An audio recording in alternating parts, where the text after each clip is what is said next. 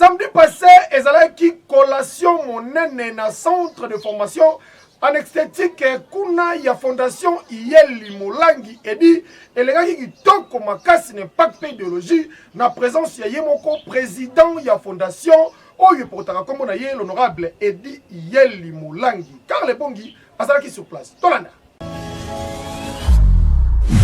Week-end de l'équipe Fondation Iyeli Molangi Edi bakolaki ba étudiant yo centre na bango oyo basilisaki na esthétique et coiffure papa et papa social l'honorable Edi Iyeli akitaki na se ya mvula wana pona kosepelisa ba étudiant oyo basilisaki na centre na ye.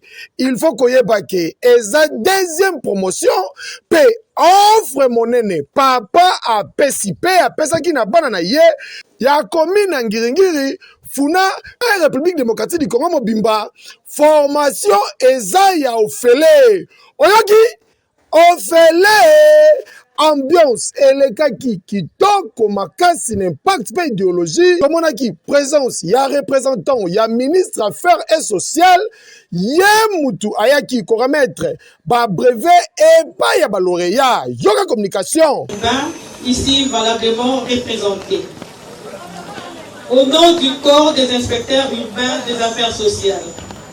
J'ai l'honneur de vous saluer en ces moments où l'inspection sociale urbaine est associée à ces rendez-vous historiques qui honorent nos finalistes en les dotant d'un document précieux, à savoir le brevet d'aptitude professionnelle.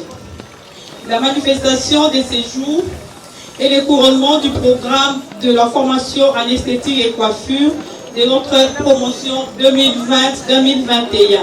Encadreur yaba étudiant suppléant Francine Bondi alobaki boye. C'est que collation oyo tosi tosala ngo na lemba na bandeko oyo basisaki na ligne ya parachauffeur. C'est-à-dire que c'est la deuxième promotion ya collation oyo papa Edi Iyeli aza kosala. Yango tolingi koloba boye. Promotion oyo tozalaki ebele. Ils ont offert, mais on a qui parents ont sous difficultés, ils ont plus de 50, mais tous qui ici, on a 27. 27, par ma tête, on a 20, mais on a un examen parce que ça, j'ai dit, et aussi, ils ont même brevet bazozoa, ils ont même brevet urbain INPP bazozoa. Directeur ya fondation Iyeli Molangi Edi, Monsieur Christian Boulou, le capitaine de l'équipe, yebe azangaki malobate pour ko remercier l'honorable Edi Iyeli le bienfaiteur. Nazana mingi ya kolobate, si ce n'est pour pesa matondo.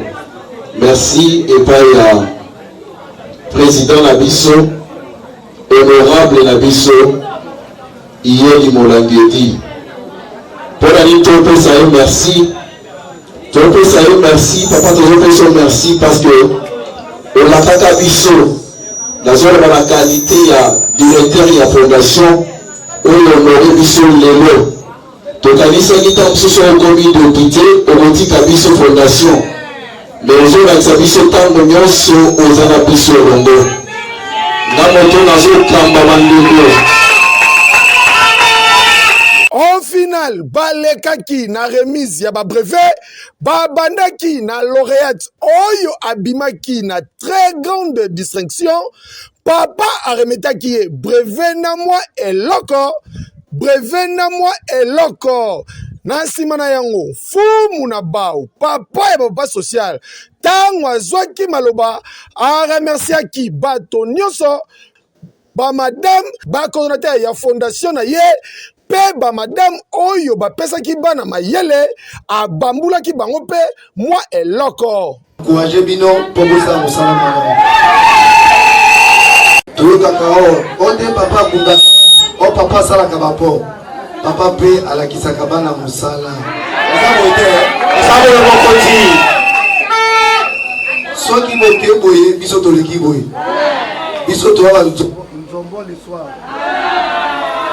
Bokanisi esili tente kolongo wana inde makolo ntina kwa ya direction Gambela pe avenue Kasavubu esika wapi l'honorable Edi Iyeli Molangi papa et papa social ayaki ko dévoiler to pe ko inaugurer statue ya emblème du pays oyo esalamaki na fondation na ye bana ngiringiri oyo esengo te bongele meso mwene tala l'honorable Edi Iyeli Molangi papa et papa social oza vraiment l'homme de terrain oboya malili ya bureau oboya na yo balusakivana kasi opona na yo balabala le bienfaiteur toujours proche de ta base côté mosusu bana batangi pe basilisi